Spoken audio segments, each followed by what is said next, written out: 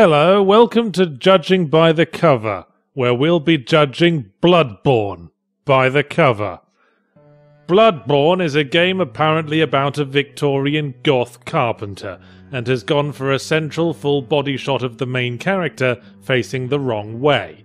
Not to be confused with its spiritual predecessor Dark Souls 2, which went for a central full body shot of the main character facing the wrong way, and also it's a bit foggy.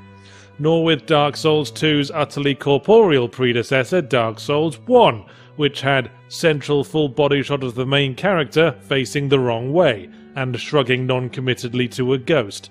I'm not sure what the intention was, but I have noticed that rapidly switching back and forth between them makes their relative arm positions create a sort of impromptu animation of the I feel like chicken tonight dance.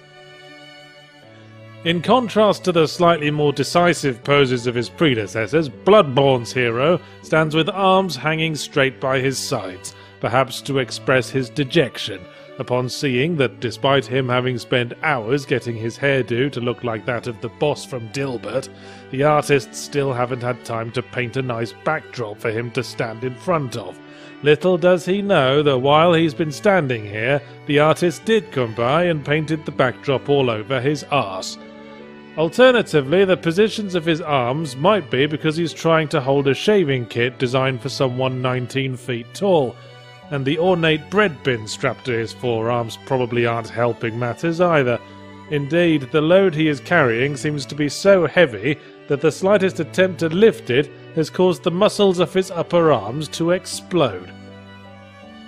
His right-hand weapon is the blade from a giant bread knife attached to a bicycle handlebar, so hastily that they forgot to remove the brake lever, unless this is an intentional component of the weapon, required when our hero notices a pedestrian in the way of his melee attack and needs to pull the emergency stop.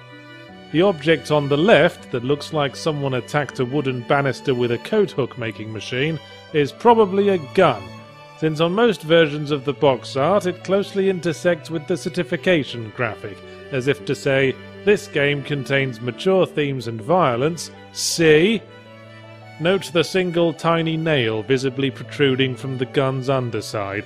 One wonders as to its purpose, since every other metal component on the gun could be used to beat someone to death with by itself. Perhaps it's a trap for the unwary user, deliberately placed there by the creator out of spite. Oh, you want to hold me gun with both hands, do you? Hope you've had your fucking tetanus shots! That's about all I wanted to say about the front, except that the negative space between the character's legs looks a bit like a partially collapsed birthday cake. Let's move on to the back.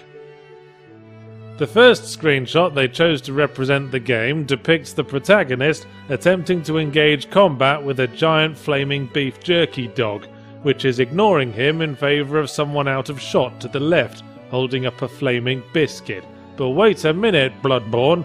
I hope your game isn't just roomfuls of giant flaming dogs. Not to worry, potential buyer. As you'll see from our second screenshot, we also have lots of empty rooms where nothing happens, in which you're free to stand around, looking like a gormless prick. Phew, that's reassuring. Now for a sarcastic reading of the blurb. A lone traveller, a cursed town, a fragmented sentence, a deadly mystery that swallows everything it touches like an unsupervised child at a pick and mix. Face your fears as you enter the decaying city of Yharnam, a forsaken place ravaged by a terrible, all-consuming illness. Well, that deadly mystery didn't last long, did it? Turns out it was an illness all along. This plot's getting resolved pretty quick for my tastes, and I see we've graduated from consumes everything it touches to all-consuming. Well, I suppose it's hard to swallow something without touching it, unless you've got a really thick neck. But I think you need to get your story straight, Mr. Bloodborne. Maybe if there's something all-consuming making trouble around here, we should be taking a closer look at the bloke with a street coming out of his arse.